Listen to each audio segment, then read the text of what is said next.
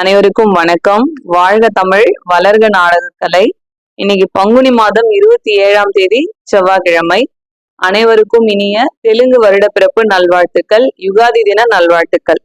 இன்று இரவு எந்தெந்த மன்றங்கள் எந்தெந்த ஊர் போகுது அப்படின்னு சொல்லிட்டு பார்ப்போம்.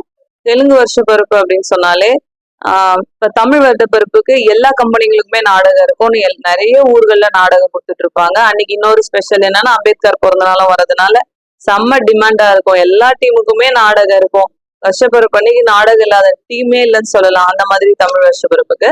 ஆனா தெலுங்கு வருஷப்பிறப்பை பொறுத்த வரைக்கும் எல்லா ஏரியாக்கள்லயும் நான் நல்லா கொண்டாடினாலும் கூட நாடகம் வைக்கிற கிராமம் அப்படின்னு சொன்னா விரல் வெட்டி எண்ணலாம். அந்த அளவுக்கு தான் தெலுங்கு வருஷப்பிறப்பு நாடகம் வரும்.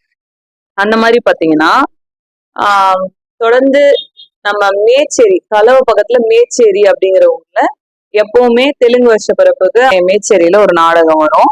அதுக்கடுத்து பாத்தீங்கன்னா